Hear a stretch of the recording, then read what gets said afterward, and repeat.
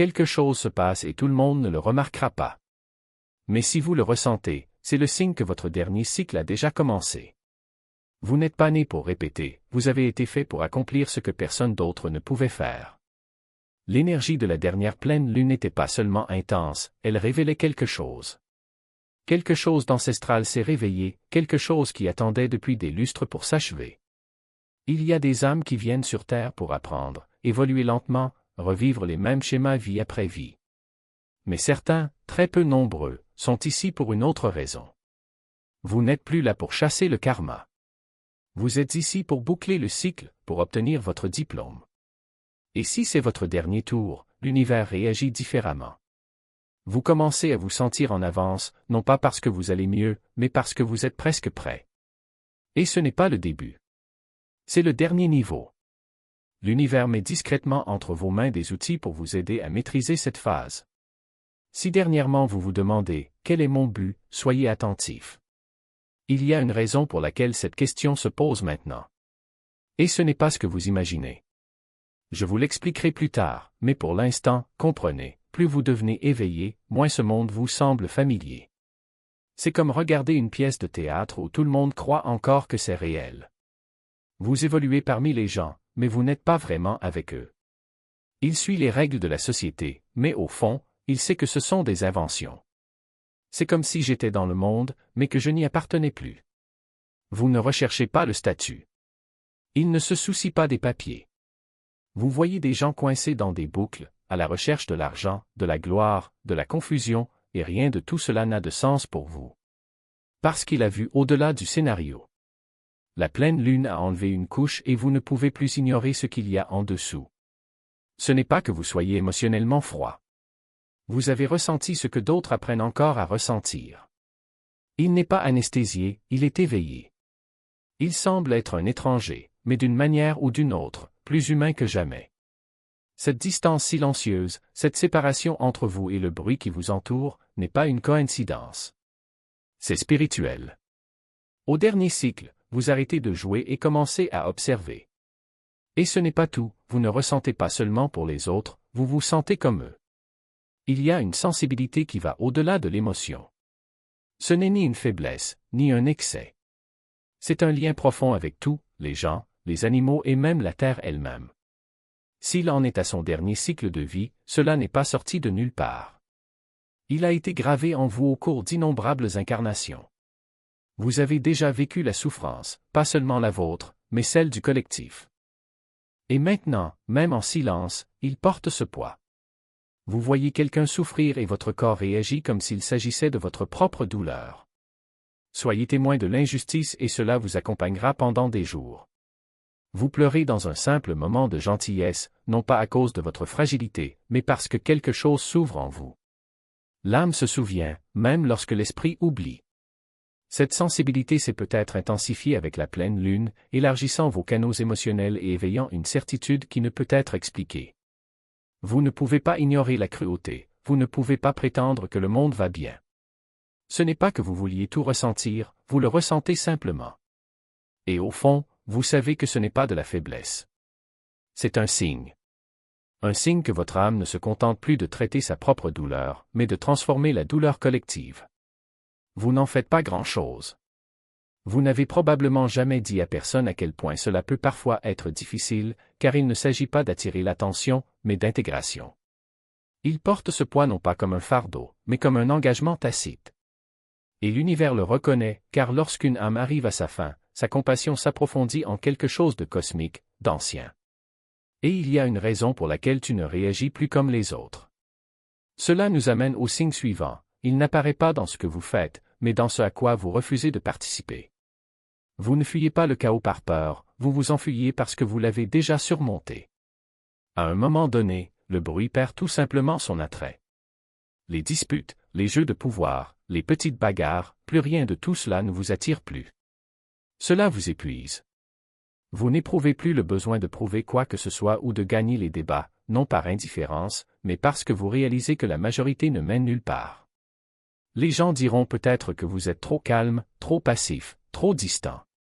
Mais ce qu'ils ne comprennent pas, c'est que vous avez déjà vécu sans vie de feu. Déjà crié. Il s'est déjà battu. Il a déjà été brûlé par sa propre colère et consumé par les tempêtes des autres. Désormais, la paix n'est pas une préférence. C'est une nécessité. Vous ne voulez pas être dans des environnements où les potins sont monnaie courante.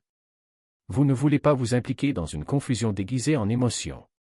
Quand quelqu'un essaie de vous entraîner dans un tourbillon dramatique, votre corps recule, non pas par peur, mais par clarté. Il n'y a plus de romantisme dans le dysfonctionnement. Vous avez soif de calme comme quelqu'un qui a besoin d'air. Cela ne signifie pas passivité. Cela signifie que vous êtes devenu chirurgical avec votre énergie. Protégez votre espace parce que vous comprenez à quel point il est devenu sacré. Peu importe que les autres comprennent ou non. Vous êtes en paix avec le fait d'être incompris. Parce que les âmes du dernier cycle ne perdent pas de temps en batailles inutiles. Ils ont déjà acquis la sagesse qui dit, la paix n'est pas l'absence de bruit, c'est la présence de l'alignement. Et bientôt, vous remarquerez quelque chose d'encore plus étrange, ce n'est pas seulement vous qui vous éloignez du chaos, la réalité elle-même commence à changer autour de vous. À un moment donné, les questions deviennent plus bruyantes que le bruit de la vie quotidienne. Ils s'insèrent dans votre conscience comme un battement de cœur sous tout. Qui suis-je, vraiment? Pourquoi suis-je ici? Que existe-t-il au-delà de tout cela? Si vous êtes dans votre dernier cycle, cette recherche de la vérité ne se fait pas tranquillement, elle apparaît comme une urgence spirituelle. C'est comme se réveiller au milieu d'une phrase dans une conversation que votre âme a eue bien avant votre naissance. La spiritualité ne vous intéresse pas, vous y êtes attiré comme par gravité. Du coup, il dévore des livres sur la métaphysique, l'énergie, les vies antérieures, l'astrologie, la nature de la réalité. Il consomme des enseignements, recherche des communautés spirituelles et a toujours l'impression d'avoir à peine effleuré la surface. Ce n'est pas pour la mode ou l'esthétique. C'est parce que la vie superficielle ne vous satisfait plus. Les conversations vides vous donnent mal à la tête. La spiritualité performative semble fausse. Vous voulez de la substance. Vous voulez des réponses qui vibrent dans vos os. Vous commencez à réaliser que toute votre vie, chaque joie, chaque douleur, chaque étrange coïncidence vous conduisait à ce moment de souvenir. Il ne s'agit pas d'accumuler de nouvelles informations. Il s'agit de décoller les couches jusqu'à ce que vous parcourez les mêmes rues, mais vous ne les voyez plus avec les yeux d'avant. Chaque recoin contient des échos de quelque chose qui a déjà vécu, non pas dans cette vie, mais dans toutes les autres. Les voix qui vous entourent n'ont rien de nouveau, ce sont des variations sur le même thème que votre âme connaît par cœur. Vous n'avez pas besoin de deviner ce que quelqu'un va dire, ressentez le poids des mots avant même qu'ils ne soient prononcés. Ce n'est pas de l'intuition. C'est la mémoire. Et puis il y a les dates. Ceux qui vous serrent la poitrine avec une familiarité qui ne s'explique pas. Un regard, un geste, un ton de voix qui déclenche quelque chose en vous non pas comme un déjà-vu passager, mais comme une clé qui tourne dans une vieille serrure. Vous savez que vous avez été là, à ce point précis de connexion, à une autre époque, sous une autre peau. Ce n'est pas une coïncidence. C'est une reconnaissance. Et quand cela arrive, quelque chose en vous se calme. Parce que vous ne cherchez plus de réponse. Vous confirmez simplement ce que vous savez déjà. La vie cesse d'être une série d'événements aléatoires et se transforme en un scénario que votre âme a contribué à écrire. Vous commencez à remarquer des schémas, non pas avec votre esprit, mais avec votre corps. Ce frisson dans la nuque quand quelque chose ne va pas. La pression dans votre poitrine quand un choix ne vous appartient pas. La légèreté dans vos épaules lorsque vous trouvez enfin votre foulée. Ce ne sont pas des signes mystiques. Ce sont des mémoires cellulaires.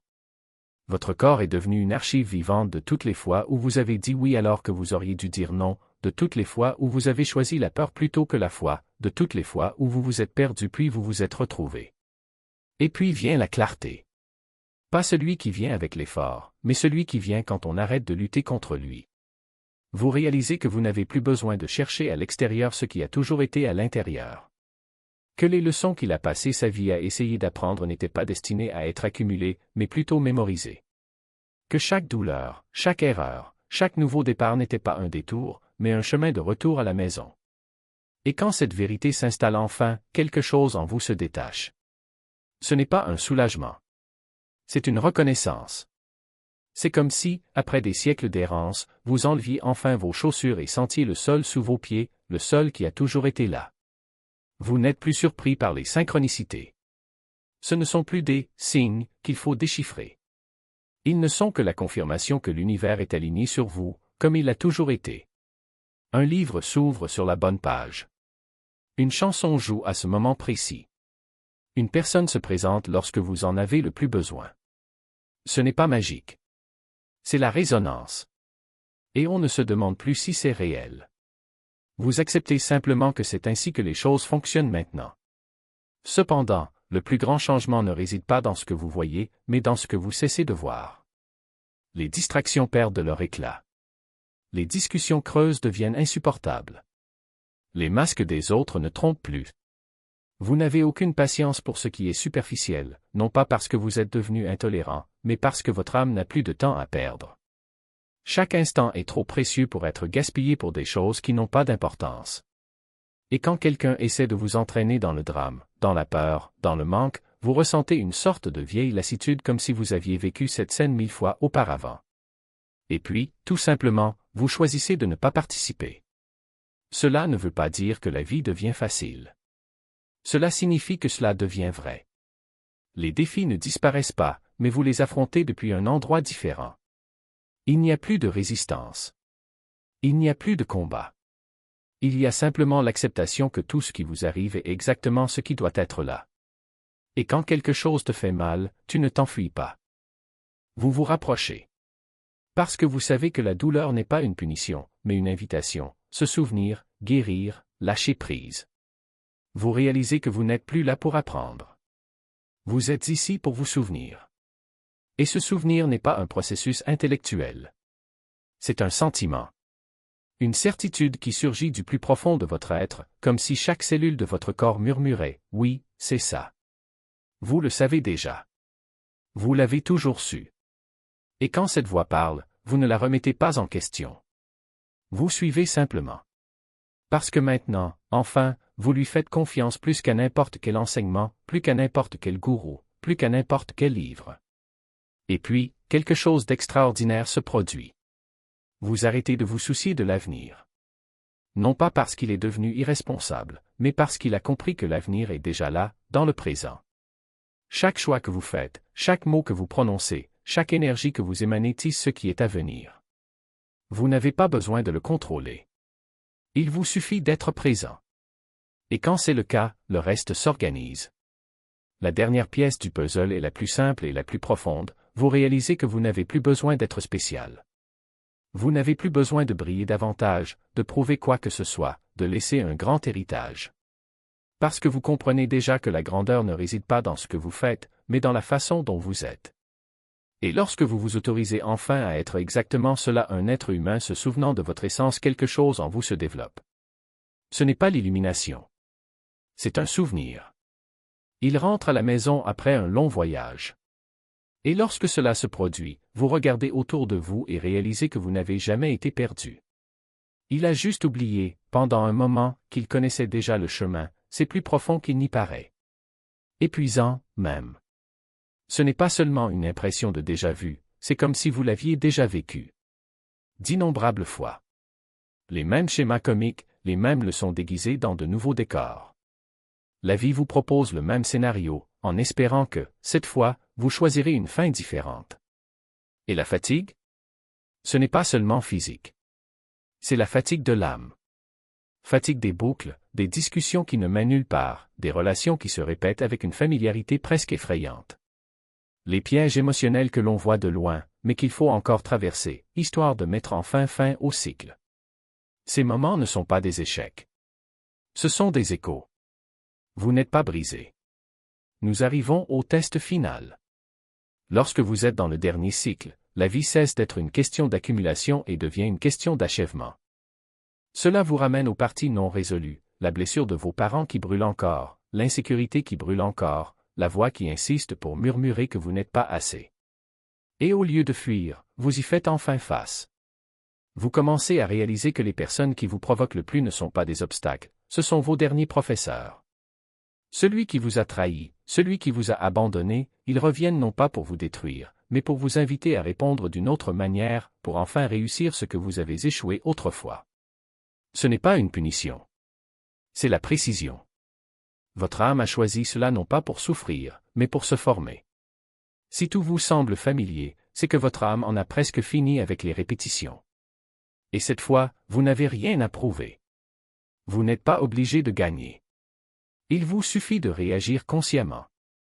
Les boucles se dissolvent lorsque vous arrêtez de vous y engager comme avant, car dans ce cycle, la récompense n'est pas une leçon, c'est une libération. Vous devenez le but. Au début du voyage, le but ressemblait à une destination, quelque chose à chasser, à découvrir, à débloquer. On croyait qu'il vivait d'un titre, d'une passion, d'une mission avec un nom et un prénom, quelque chose qu'il pouvait mettre sur un site Internet. Mais avec le temps, la recherche s'estompe. Et ce silence? Ce n'est pas une confusion. C'est une révélation. Vous arrêtez de vous demander si vous devez être un guérisseur, un créateur, un guide ou un leader. Arrêtez de chercher anxieusement le monde à la recherche de quelque chose à faire. Au lieu de cela, il se rend compte que ce n'était jamais une question de but. Vous êtes dans le but de vivre. Votre être devient le message. Son intégrité, l'offrande. Sa présence, le pouvoir. Même le banal devient sacré. Tout est intentionnel car maintenant vous bougez avec intention, pas avec précipitation. Vous commencez à apparaître dans la vie non pas comme quelqu'un qui essaie de devenir quelque chose, mais comme quelqu'un qui l'est déjà. Votre objectif n'est pas lié à ce que vous réalisez, mais à la façon dont vous existez. Comment vous tenez les autres? Comment tenir le coup? Comment entrer dans une pièce et changer son énergie sans dire un mot? Vous n'avez plus besoin de réponse car votre vie est la réponse. Chaque instant, chaque choix, chaque respiration est tissée de sens. Vous n'avez pas besoin de chercher, il vous suffit de rester éveillé. Vous ne devenez pas quelque chose. C'est un retour à ce qu'il a toujours été. Il y a un changement subtil qui se produit lorsqu'une âme atteint la fin de son cycle, ni une épiphanie, ni un feu d'artifice, ni un événement cosmique. C'est plus discret que ça. Comme un brouillard qui se dissipe lentement, une reconnaissance qui commence à s'installer dans vos os. Et pour beaucoup, ce moment de quiétude intérieure survient souvent juste après que quelque chose d'extérieur s'est détaché. Comme une pleine lune vous arrachant ce qui n'a jamais vraiment été à vous. Cela ne vient pas grâce à des efforts. Cela ne vient pas du fait de lire les bons livres, de suivre les bons rituels ou de répéter suffisamment d'affirmations. Cela arrive en silence, généralement lorsque vous ne courez plus après quoi que ce soit. Quand tu arrêtes d'essayer de te réparer. Quand tu arrêtes d'essayer de mériter la paix. Et dans ce silence, quelque chose se déclenche. Vous réalisez que vous n'êtes jamais devenu vous reveniez. Revenir à la partie de vous qui n'a jamais eu peur, qui n'a jamais été brisée, qui n'a jamais été confuse. Le vrai vous n'est pas un personnage de l'histoire. Le vrai vous est la conscience qui observe l'histoire. Celle qui a vécu son enfance comme s'il s'agissait d'un film. Qui a gardé de l'espace dans la souffrance sans détourner le regard. Qui ne vous a jamais jugé pour vos erreurs, a juste observé, appris et attendu le moment où vous le remarqueriez enfin, elle était toujours là. Vous n'avez jamais été perdu. Il s'explorait simplement à travers la forme. Vous n'êtes pas votre nom, vous n'êtes pas votre traumatisme. Pas même votre âme, comme on en parle habituellement. Vous êtes la conscience elle-même, le témoin silencieux, le calme sous chaque tempête, le calme qui était là bien avant votre naissance et qui le restera longtemps après la fin de cette vie. Et lorsque cette prise de conscience vous envahit, non pas comme un concept, mais comme une expérience, le monde change. Vous arrêtez de réagir et commencez à répondre. Il n'y a rien à réparer, rien à mériter, aucun sommet à gravir. Vous êtes le sommet. Et il vient de se rappeler à quel point il était toujours haut. Dès que vous vous rappelez qui vous êtes vraiment, le jeu se termine et la vraie vie commence. Et de là, tout coule. Non pas parce que vous faites plus d'efforts, mais parce que vous avez enfin arrêté de prétendre être quelque chose de moins que la vérité. Vous avez bouclé la boucle.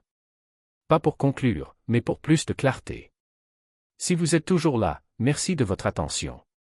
Si ce contenu vous a interpellé et que vous souhaitez suivre davantage de réflexions comme celle-ci, pensez à vous abonner. Votre soutien fait toute la différence. Partagez vos expériences ou vos réflexions dans les commentaires, j'aimerais entendre ce qui vous a parlé. Jusqu'à la prochaine fois. Prends soin de toi. Et rappelez-vous, la vérité est déjà en vous. N'oubliez pas.